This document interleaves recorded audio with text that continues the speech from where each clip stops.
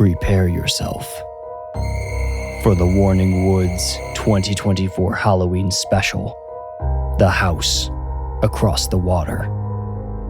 This is the final chapter of a 5-part story, so be sure to listen to the previous 4 chapters first. Without further ado, let's return once more to Lorna Shallows and the house across the water.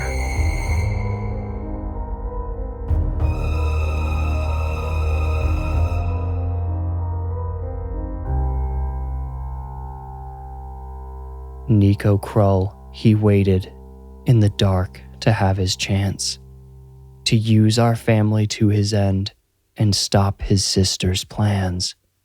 And to the caves he took me to stop her evil curse, but I feared we would not all survive her powers at their worst. Nico Krull must have snuck in while we were up at the caves or stocking up at Harry's for the storm. Being out of our daily habits, we frequently left the back door unlocked by accident during our stay in Lorna Shallows. Nico hid in Claire's room until she discovered him crouched way back in her closet. He held her hostage in her room until he heard me come out of mine. Then he instructed me to go downstairs and pushed Claire to follow me. She obeyed rather than get poked in the back with Nico's knife. "Ty, what's wrong?" Mom asked after one look at my face when I came down the stairs. Then she saw Claire, and the third person, dressed in a black wetsuit with a knife to her daughter's back. She screamed to Dad, who came running. "Stay back," Nico commanded. He brandished the knife, then returned its point to Claire's spine. Dad ran back to the phone and dialed 911, but only got the dial tone again. Nico said, "We all need to come to an understanding, because I'm not going back out there. That storm could kill me, and the cops are still crawling all over looking for me." "Who are you?" Dad demanded. "My name is Nico Krull. I'm sure you've heard it by now. Listen, I did kill that boy, and I'm sorry about it." "What?" I snarled. I'd already assumed as much, but hearing him brazenly admit it infuriated me. "I said I'm sorry about it. I've killed lots of people." He looked at me and added, "Yes, including my own family. I know you must have heard what everyone says about me. I'm going to tell you all the full truth because I need your help. The police are looking for me, like I said. If they lock me up, everyone in Lorna Shallows will be in extreme danger. Trust me." No one moved or spoke. "Look," said Nico, "the only reason I'm holding this knife is to make sure nobody does anything stupid. I'm standing here admitting to murder in front of you so you know I'm not lying, okay? I really need you to trust me." Mom asked the simple question, "Why?" Nico said, "Do as I say, and I'll tell you." Not that we had much of a choice. He directed us all to the den where there were no windows. He told us to sit, but we all remained standing. Conceding this small victory to us, perhaps as a show of good faith, Nico began his story. "Almost 11 years ago, when I was in college, I got a phone call that I needed to come here because my family was found dead. In case you haven't heard, my parents and sister were found hanging from the back deck of their house, which is my house now. All the blood had been siphoned from their bodies. Officially, my sister murdered my parents and hung herself. Then animals or insects or something sucked them all dry. Lazy work from the coroner, in my opinion. He didn't concern himself too much with what happened to my family after they were killed. He only seemed interested in what happened to them while they were still alive, and he didn't even get that part right, because it was I who murdered them all, for the most part. The cops decided I wasn't here that night because my roommate on campus confirmed my alibi. What he didn't know was I filled up my car earlier that day, then I drove from campus to the Shallows and back without making any stops. Barely made it home with any gas left in the tank, but I pulled it off. Since I was only here for about 30 minutes in the middle of the night during off-season, nobody saw me, and when my roommate woke up the next morning, there I was in my bed, just as I had been when he went to sleep. In hindsight, my plan had holes all over it, like, what if my roommate had woken up? But it worked. "What made you do it?" Mom asked. Fear still painted the edges of her voice, but in the meat of her tone, I heard bold determination to keep Nico talking until something else happened. Since I'm being honest, greed, mostly. But also, my sister and I hated our parents. That made it easier. They tried so hard to isolate us, to keep us away from popular culture. They had such high and narrow standards for what it meant to be good. That's part of why we were always up here after everyone else left. It kept us separate. Anyway, college wasn't working out for me, and I just could not imagine a life spent sitting at a desk or in the endless pursuit of political accomplishment. Sort of as a joke, I suggested killing our parents to Nina. I was surprised by how seriously she took it. Before we knew what we were doing, we hatched a plot. We were going to frame it as a home invasion. Nina would say she managed to hide and witnessed the whole thing.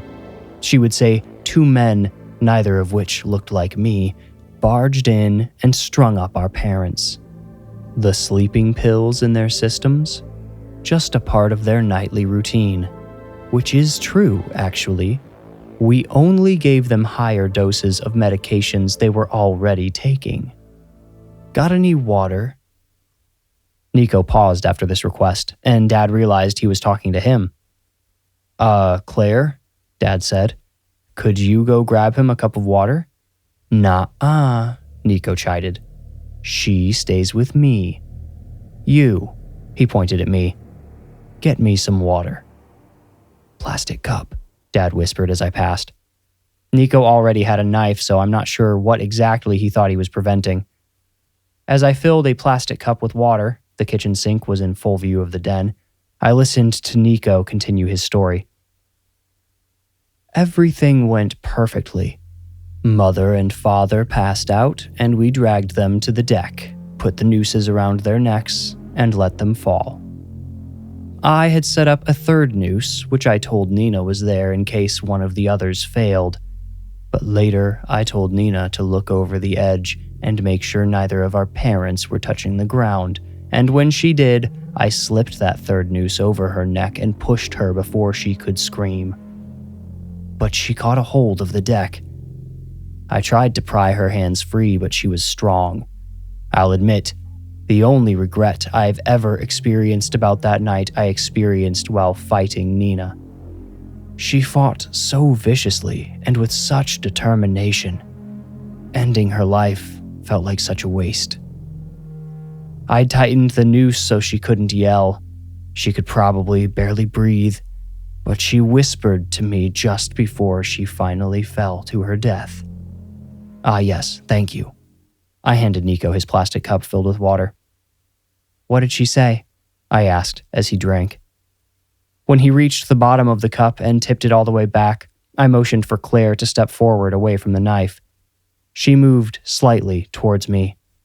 It wasn't much, but I thought it might buy her a split second to escape when the moment arose. She said, Nico continued, I'll kill you for this. If I have to come back and kill you from the grave, I'll kill you, Nico. And then she fell, and I heard her neck snap. It was so loud I thought the rail she was tied to cracked. She died within seconds, and I killed her for greed over what turned out to be a hollow estate. Most of my parents' wealth was burdened by debt which had to be settled before I saw a dime of their money.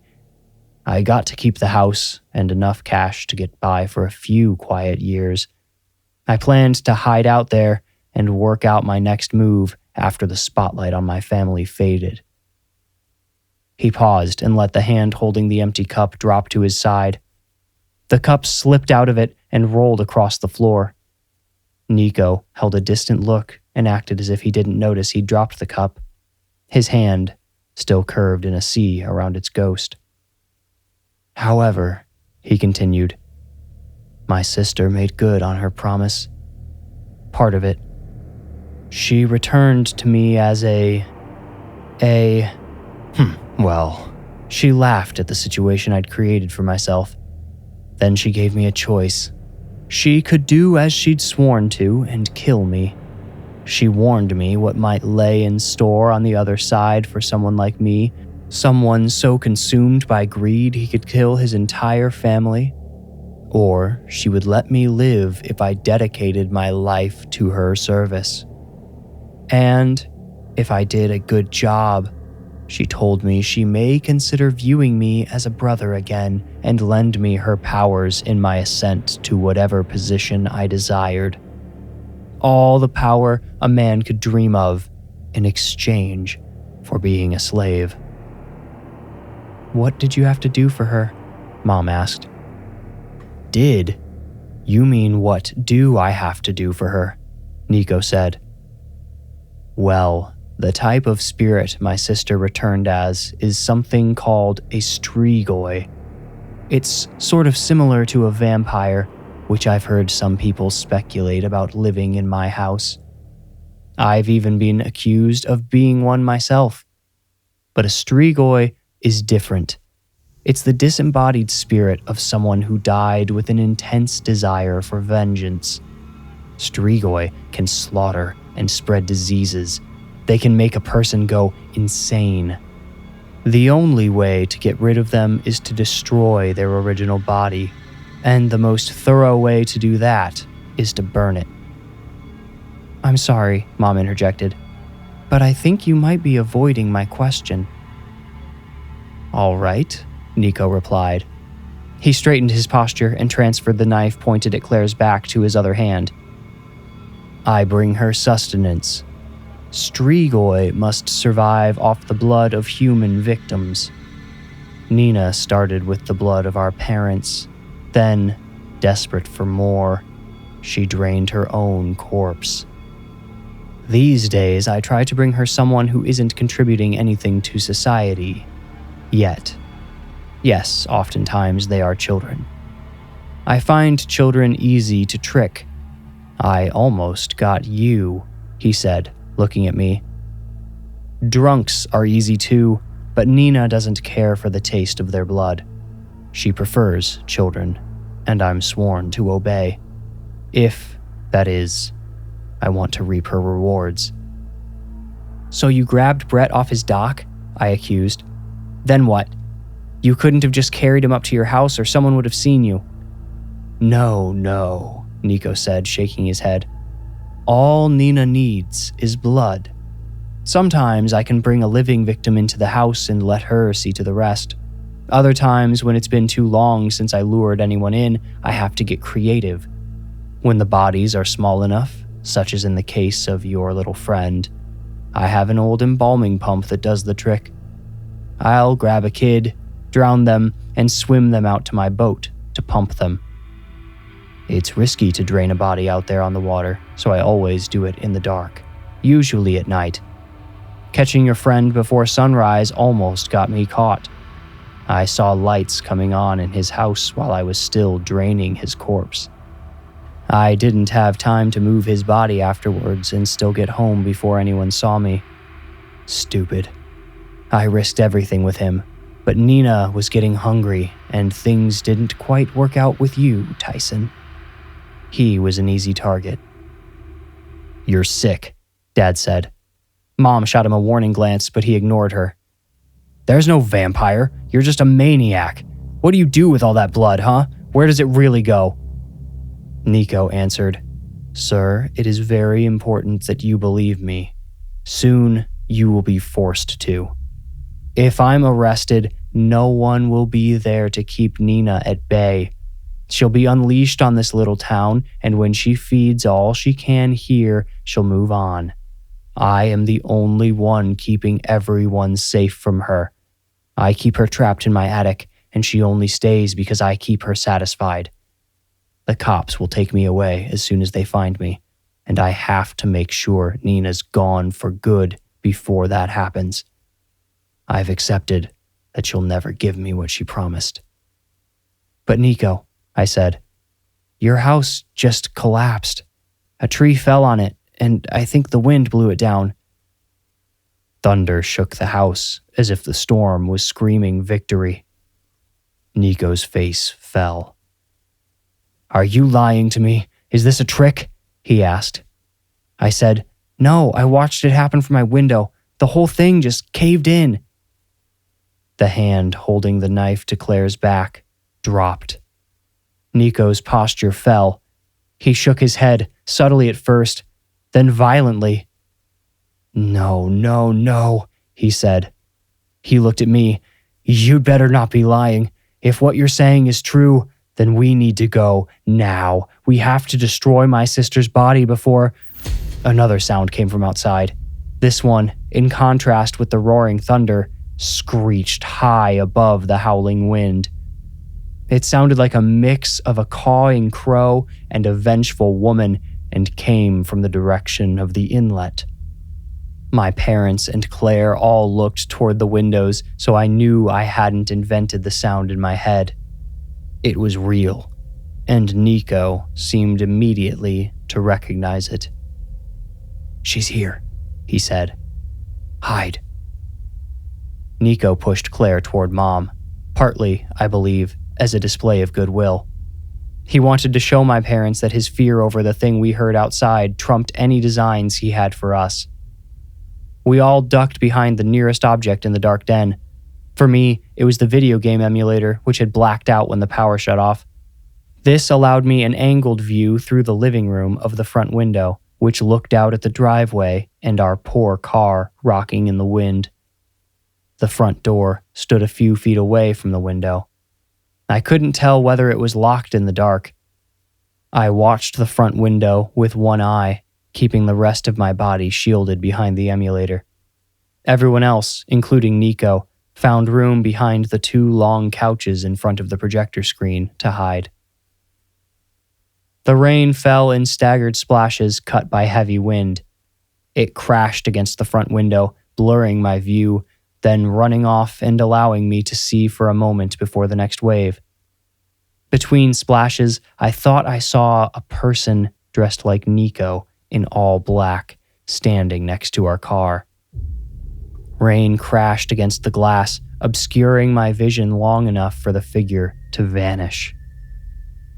Lightning flashed, lighting up the yard. Broken branches lay everywhere. Fortunately, none blocked the car. Rain crashed again. The next burst of lightning flashed. In the decorative, frosted glass window on the front door, I saw the silhouette of a person's head. I saw their full shadow across the front window. Somebody's at the front door, I whispered. Nico whispered back. It's her. Shh. Nico. A high voice crackled through the door. It sounded as harsh as the rain. It crackled again. Nico. Rising in pitch as it held the name out. Thunder growled above. We should just give him to her, Dad suggested. Nico hushed him, but Dad continued. No, really, if she wants him, why don't we just give him up? Dad, seriously, be quiet, I begged. A dark mass had begun to creep in front of the window in the most recent splash of rain. The water obscured the shape, but I thought I could make out a head and shoulders and long, spindly arms. "If you give me to her, she wins," Nico said, almost too quietly to hear. "She won't stop, and she already has her sights on your son." "What?" Mom exclaimed. The shape at the window rushed forward, placing bony white hands on the glass. Rainwater trickled around its fingers. I drew my head back behind the emulator before the water cleared.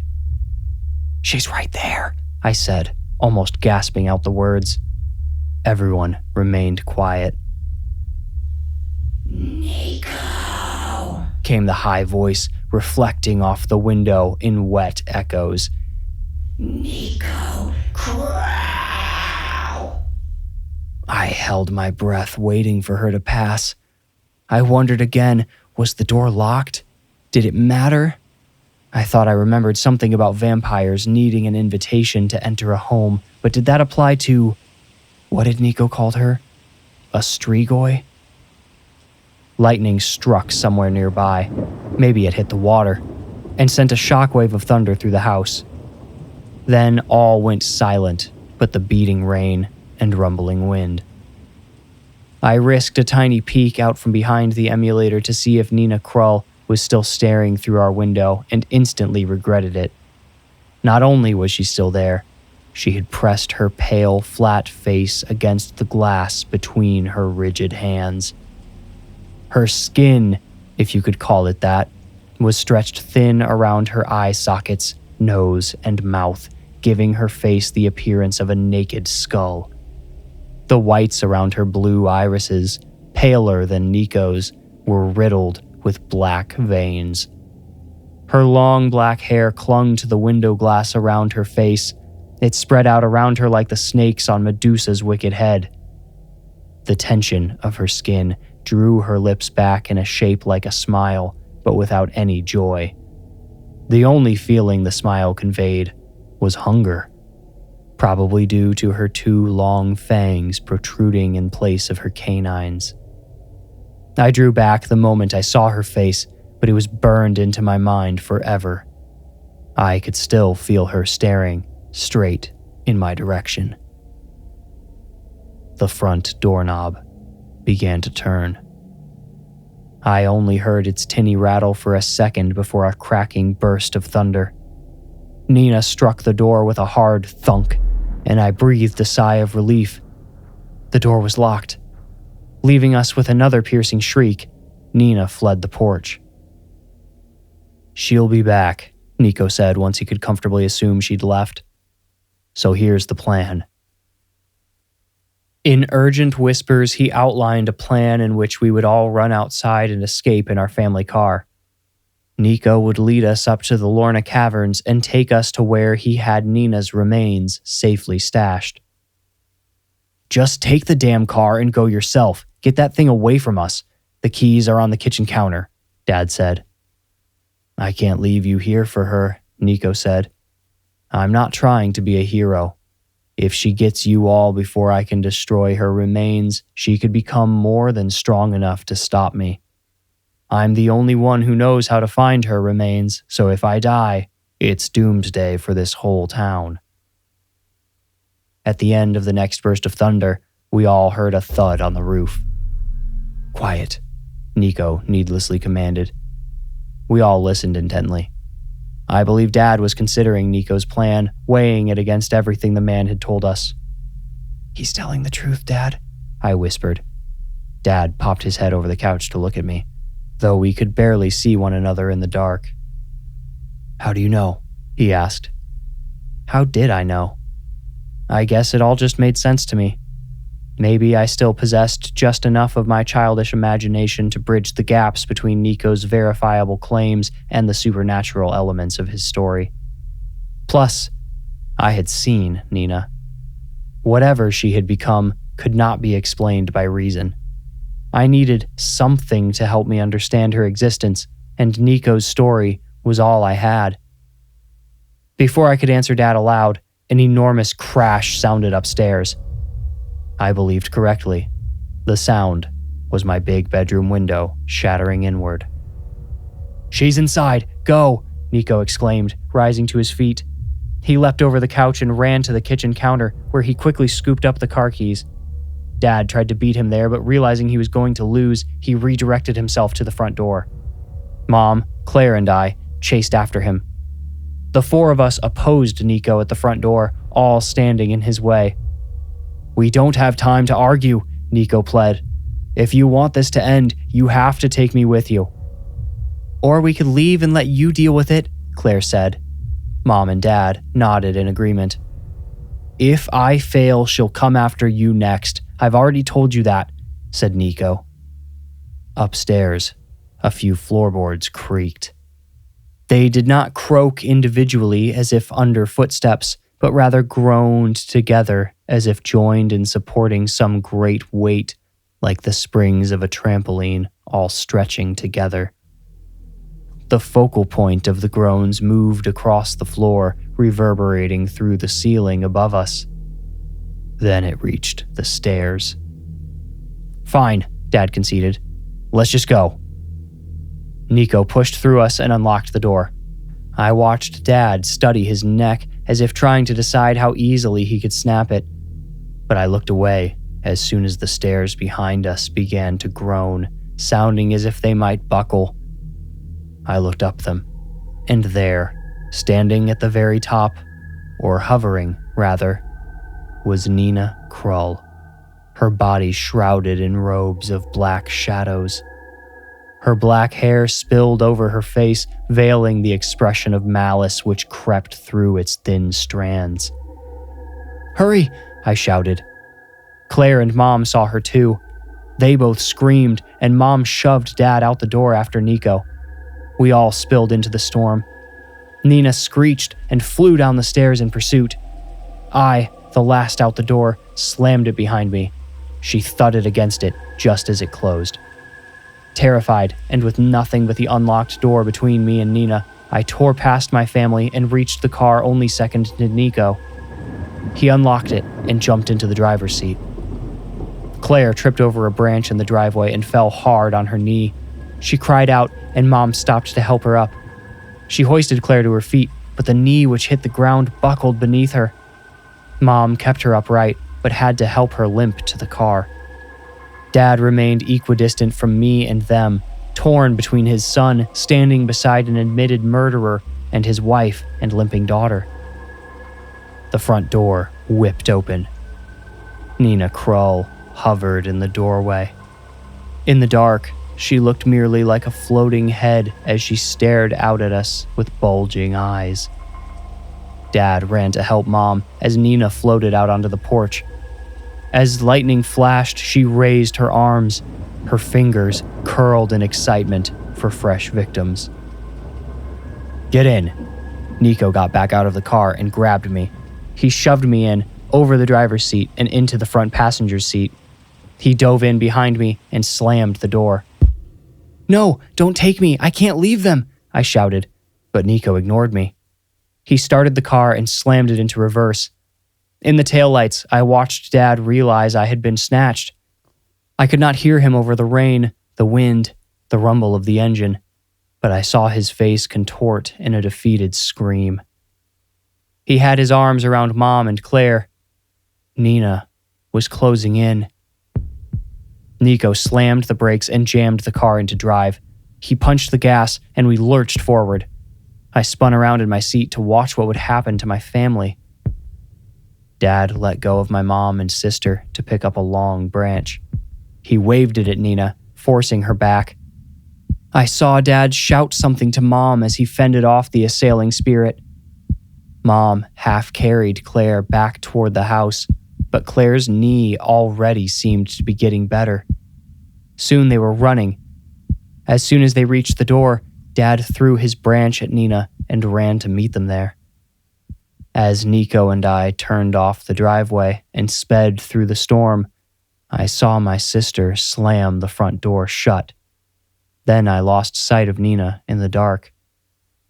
All I could do was hope my family could fend her off until Nico and I completed our mission.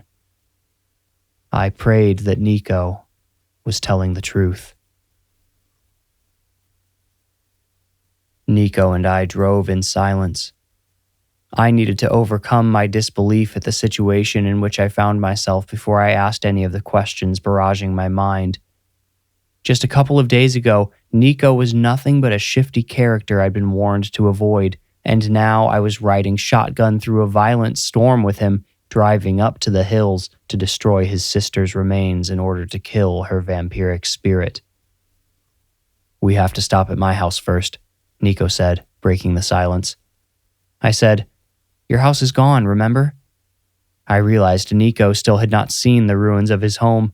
He only had my word that it had been destroyed. Nico replied, "Hopefully we can still find what we need then." I waited a few seconds, then asked, "What do we need?"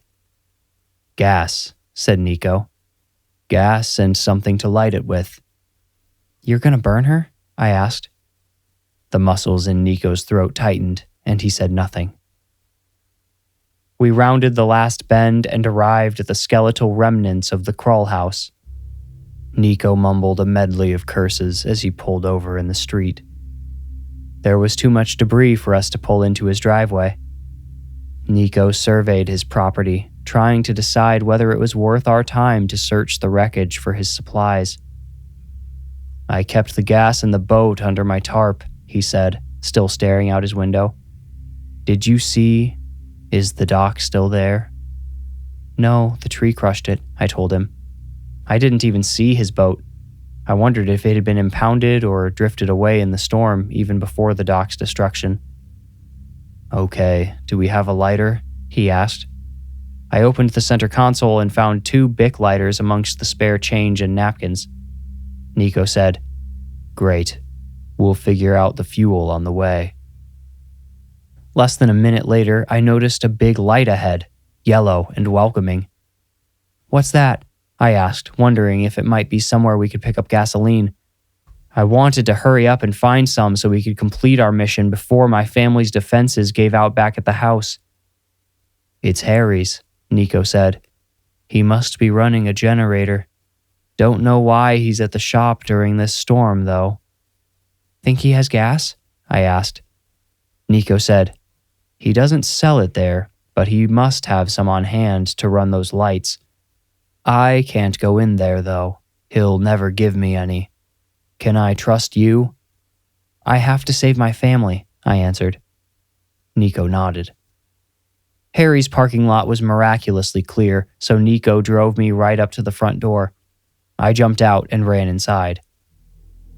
"Everything okay, son? Why'd your parents send you out in this?" Harry yelled from behind the counter. Thunder rumbled, buying me time to think of an answer. He started waddling over to me. "When the phones went out, I started worrying about you folks. We're... I struggled to come up with something to say. Harry, to me, seemed like someone who could recognize dishonesty by instinct. I knew I couldn't convince him with lies. "We need gas," I said, then added, "Our power's out, so..." "Well, I'm sorry, son. The only gasoline I have on hand is what I need for my own Jenny. Gotta keep the lights and heat on in case folks need somewhere to shelter, you know. If you're cold, you folks are welcome to stay here until it's safe." No, we just need gas, but thank you." I didn't have an excuse. As expected, Harry immediately grew suspicious. "You do, huh?" Harry asked. He looked past me at the headlights outside. "Who brought you here, son?" "My dad," I quickly lied. Oops. "Well, how about I go have a chat with him real quick?" Harry picked an umbrella from a rack and walked toward the door. I followed close behind him, violently shaking my head as a warning to Nico. Harry caught my reflection and spun around to face me. When his back was turned, Nico got out of the car and pushed through the door. He caught Harry by the collar and shoved him backward all the way to the counter. "Give us gas, old man," Nico demanded. "Nico, don't hurt him," I begged. Harry said, "It's all right, son. I'll take care of this. Tell you what, Mr. Crawl, how about I give you some gas and you leave that little boy with me?" "Can't," was all Nico replied. I begged, "Please, Harry, we really need it. It is for my family, I swear." "You don't have to lie for him, son. I'm not lying, please, we really need it." "Not even that much, only a half pint or so," Nico said. Then, showing good faith, he let off of the old shopkeeper and took a step back. Harry looked from me to Nico, then back, and swallowed. "I got 2 cans in the back there by the Jenny. One's full, the other's probably got a bit more than a pint left in it." Nico motioned for me to retrieve the gas and told Harry, "Good choice." I found the 2 gas cans and took the emptier one.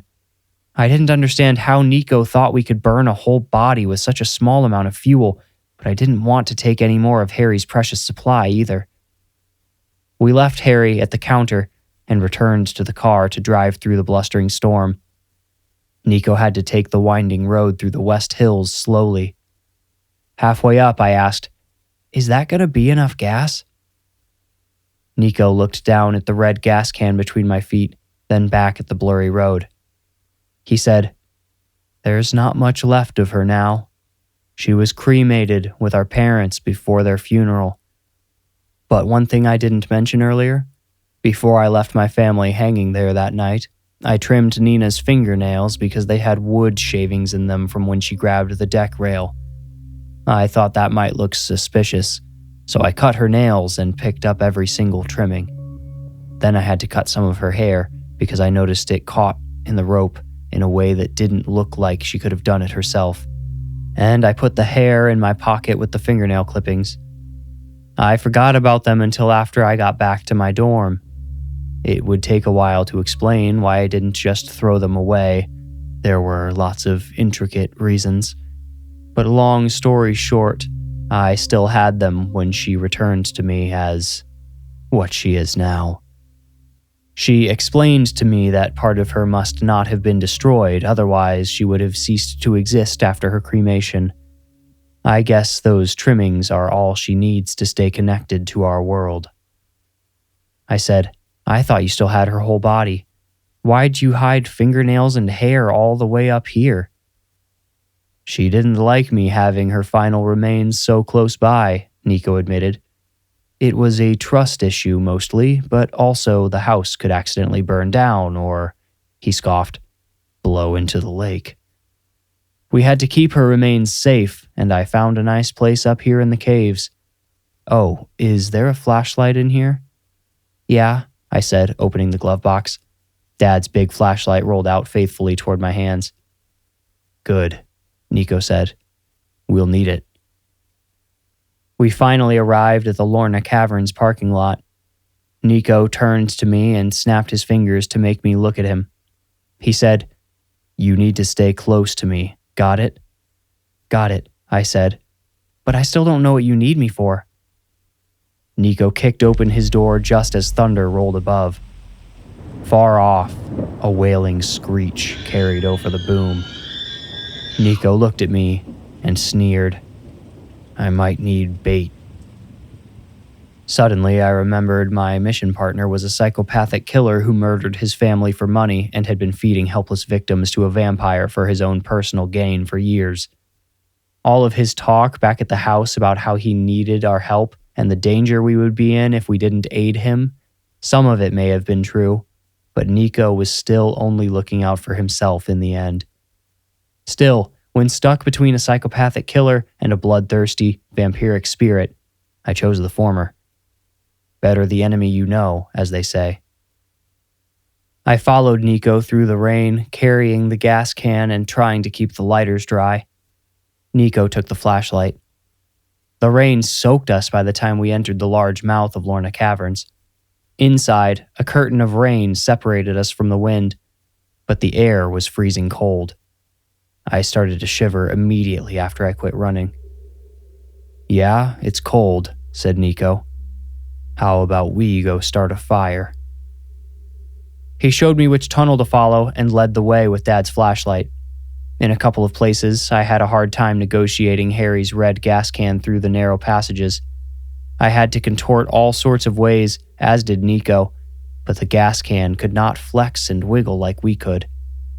I thought I heard that screeching sound again, somewhere back the way we came from, and said, "Hey, Nico." What? That screech we heard out there earlier. Was that Nina? I think so. I struggled through a difficult section, then asked, Does that mean she left my family alone?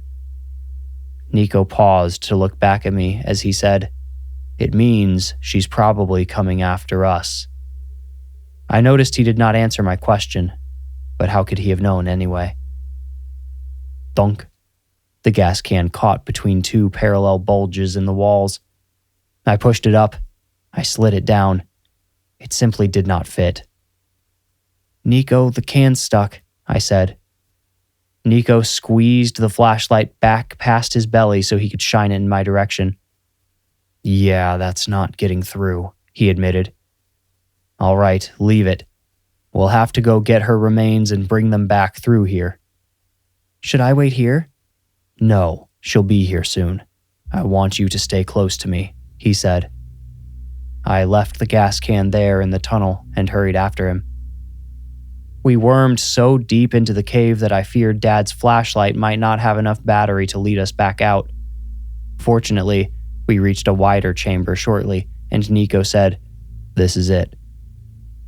He got down on his hands and knees and pointed the flashlight toward the wall. There were a few loose rocks covered in a fine layer of dirt at the end of the flashlight's beam, and Nico began to dig them up. Weren't you worried someone might find this? I asked.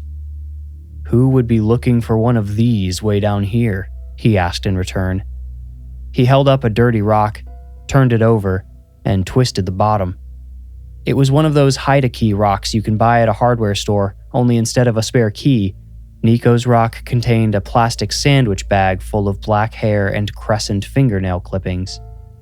He pocketed the bag and dropped the fake rock. Okay, let's go. I waited for him to return to the tunnel first, but he motioned for me to go ahead.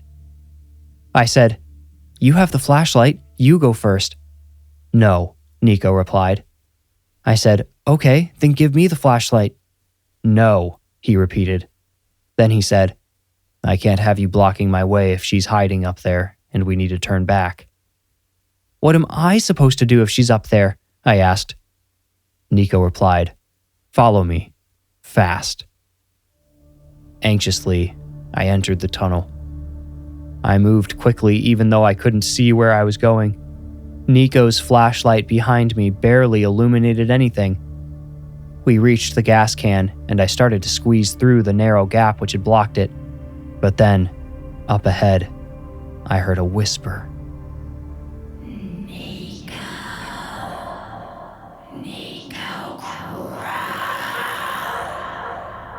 I froze, turning my head only so I could whisper back to Nico, She's here! She's here! Go back! Nico nodded and swapped the flashlight between his hands. As I shimmied out of the narrow spot, he had already started to disappear down the tunnel. Wait! I whisper-screamed into the darkness, which filled in behind him. Nico. The crackling voice hissed. She was close, and what scared me is that she could have been inches away and I wouldn't know until she grabbed me. I finally freed myself and started running blindly, chasing the fading light ahead. Behind me, I heard the gas can rattle against the rocks. Nina was right on my tail. Nico's athleticism far outpaced my own 10-year-old abilities. He and his light were too far ahead for me to catch up, and I could hear the raspy whispers of Nina Krull rapidly approaching. Continuing forward as fast as I could was all I could do. Soon, too soon for me to be close to the chamber where Nico was hopefully preparing a defense against Nina, I felt her closing in. I hoped Nico had thought of a second way to destroy her remains because we would not have any fuel for the fire. Maybe, I thought, we could break open one of the lighters, but none of that would matter to me if she caught me now. The lighters. I wondered if I had a small defense on hand after all. I reached into my pocket and pulled out one of the Bics, held my free hand in front of it, and pressed it. A tiny flame jumped up toward my hand. I held down the button and pointed the flame back at where I heard Nina's rattling and rasping coming from. I caught her reaching down at me from above. She was floating near the ceiling, staring down at me with that malicious smile, baring her sharp teeth. But at the sight of my tiny flame, she recoiled. She quickly realized the puny fire was no threat and moved forward again, but her hesitation bought me a second to squeeze through the next narrow passage. I emerged in the big chamber, with Nina reaching out for me again. When I jumped away, Nico stepped forward, holding the sandwich bag of remains out and pointing the flashlight at it. "Hey!" he yelled at Nina. She stopped, hovering in the center of the chamber, and turned her attention to him. "Nico." "See what I have?" Nico asked. "This is all that's left of your body. This is it, sis. So I'm thinking..." "Ty, throw me a lighter." I threw it to him. "So I'm thinking," he continued, "I can either set this bag on fire right now, the plastic might burn enough to destroy you, or I can leave it here where it's been safe for 11 years and you can let us go. And I mean go. I want out, Nina. I'm done. I want you to set me free." "Nico," she rattled. "No, Nina, I'm serious. Nothing you promised me has come true, and now my house is gone, my dock, my crappy boat." Nina twisted and lunged at Nico. He dropped the sandwich bag in order to put both hands on the flashlight and raise it up like a club, but before he had a chance to swing, Nina latched onto his throat. His final words were lost in a horrible scream. Nina slammed him against the wall once, twice, 3 times, until blood trickled down his face. Slowly savoring every drop, she licked the blood running from his face before latching onto his throat once more. I watched in the edge of the flashlight's fallen halo as Nico's left hand shriveled a little, then a little more. She was clearly taking more than blood out of him. Her remains were lying undefended in the middle of the floor. They were my only hope. While Nina was occupied, I snuck the sandwich bag away and slipped back into the tunnel once more. I still had one lighter that I hoped worked, and I would pick up the gas on the way. If I hurried, somehow beat Nina out of the cave by minutes, I could set the remains on fire before she emerged again.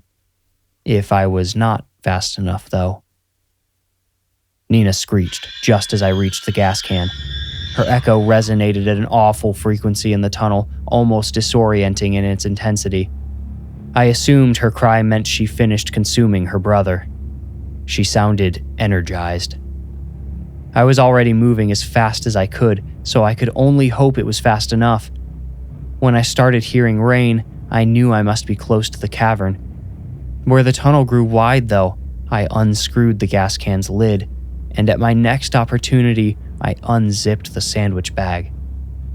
Nina screeched again, as if sensing her sudden vulnerability. She sounded imminently close, but so did the cavern ahead. I could not see and did not trust my hearing amongst the echoing rocks. Sound did not behave normally down there. I couldn't wait. I wrapped the mouth of the plastic bag around the gas can's nozzle and poured a small amount of gasoline into it. As I moved through the next skinny passage, I shook the baggie, soaking its contents in fuel. The sweet odor burned my nose and lungs.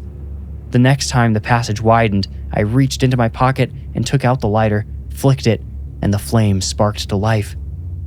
It revealed the face of Nina Krull emerging from the passage behind me. Her hair fell over her eyes as she pulled herself through, failing to mask her dripping mouth.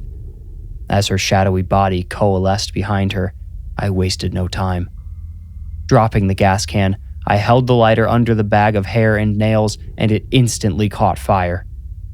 Nina screeched, this time in desperate agony, surrounding me with visceral echoes. Shadows spilled out of her open mouth as her body started floating apart. I almost forgot to let go of the burning bag.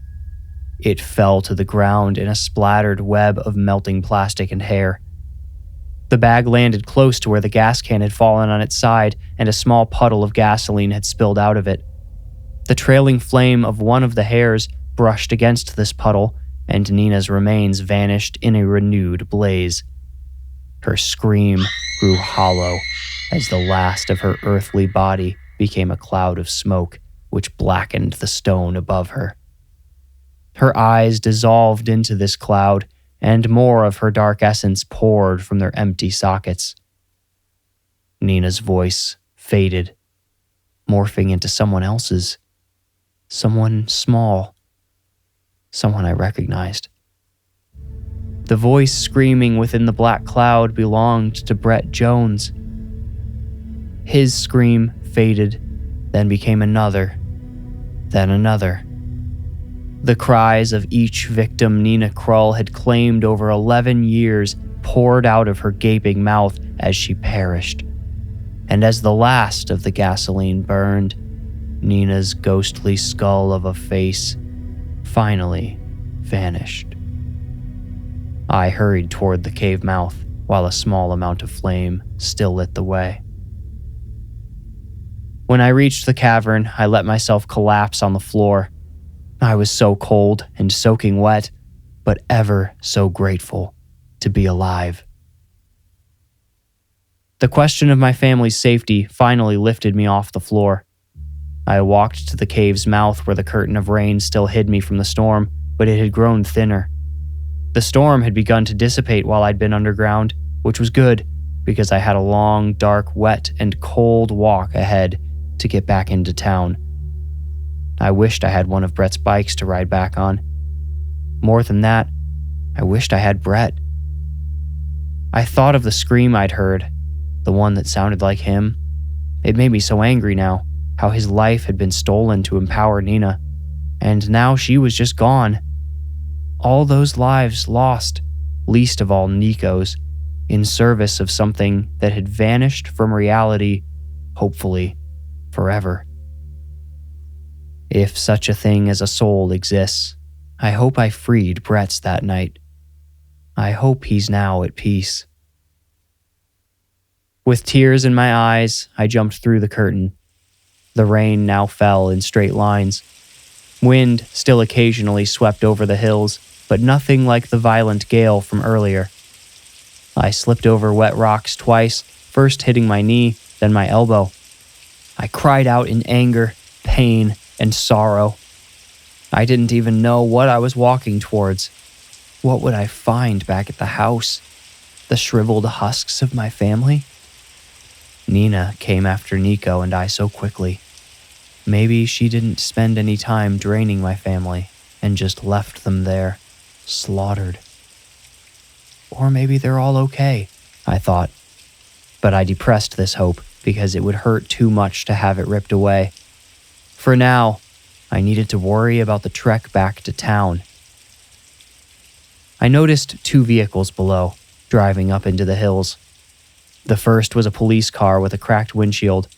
The second was a battered maroon pickup truck that I recognized from somewhere I couldn't put my pruny, stiff finger on.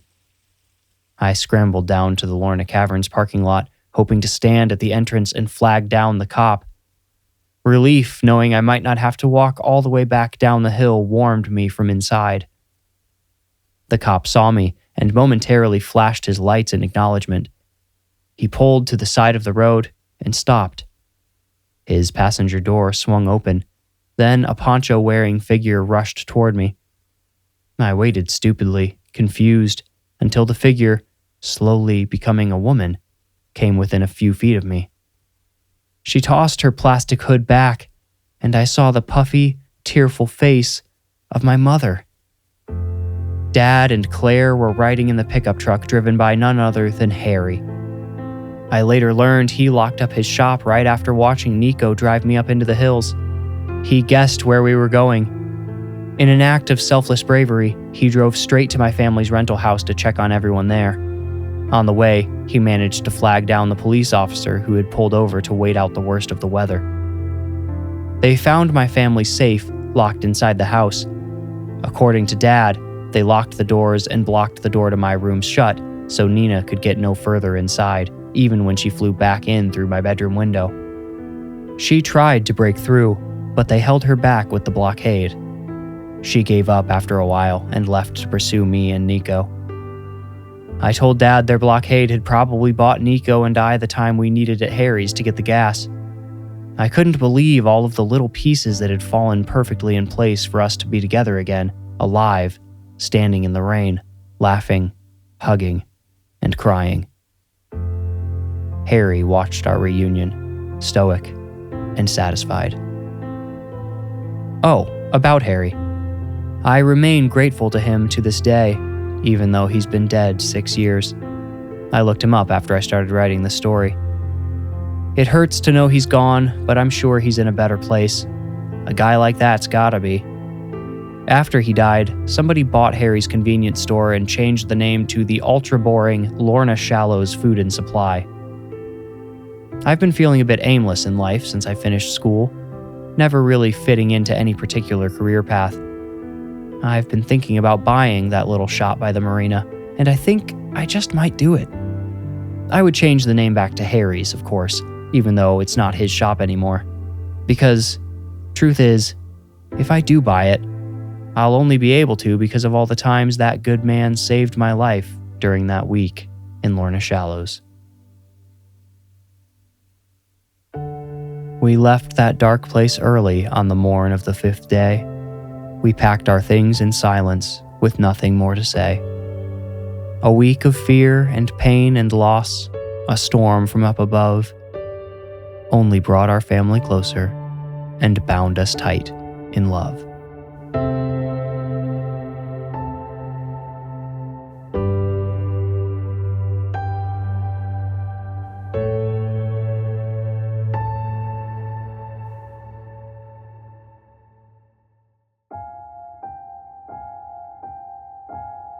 You made it out.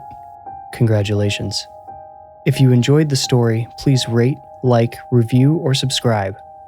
For ad-free episodes and bonus Into the Woods episodes, become a patron with the link in the description. You can also support the show by buying merch. That link is also in the description below. To stay up to date, follow me on Instagram at The Warning Woods. If you feel ready, meet me here next week for another journey into the Warning Woods. Thank you for listening.